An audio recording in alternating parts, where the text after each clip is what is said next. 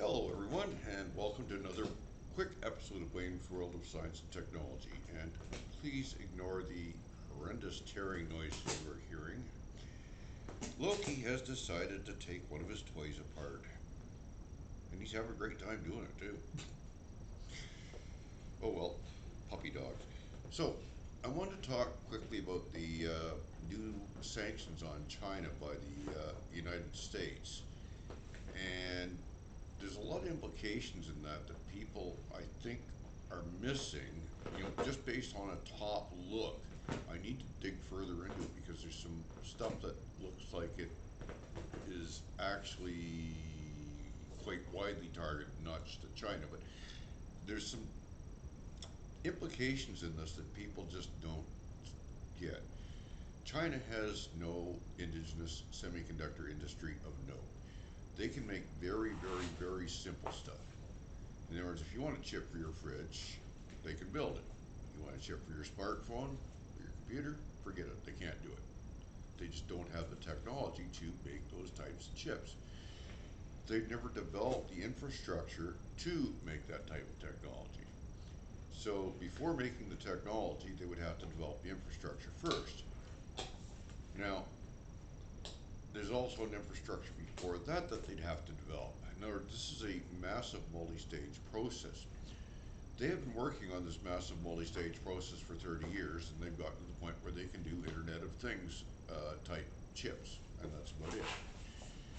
The cutoff, while it doesn't appear to be that massive from one point of view, is going to probably cripple Chinese attempts at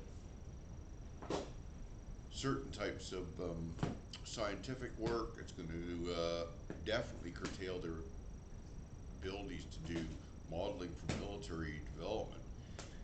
This is going to be major. Another thing that people are ignoring is that right now we strongly suspect that Russia has been getting some of its chips from China.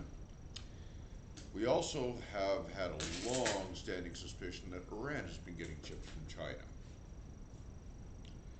Well, if China can't make those chips anymore, all of a sudden those Shahed drones are probably in trouble.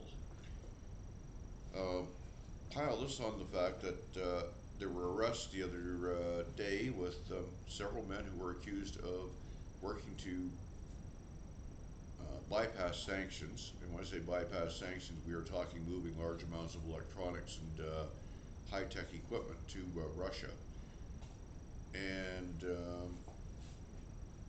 you don't see that sort of a movement, that sort of a smuggling, unless there is a market. Remember the Han Solo rule. You don't get Han Solos unless there's a need for Han Solos. You don't have a need for Han Solos unless you don't have infrastructure. And that's the whole point. Russia doesn't have infrastructure for this sort of stuff. China doesn't have infrastructure for this kind of stuff. Belarus doesn't. None of the authoritarian states do. We're talking Iran, North Korea. They just do not have the infrastructure. They cannot build the infrastructure because they don't have the infrastructure to build the infrastructure to build the infrastructure.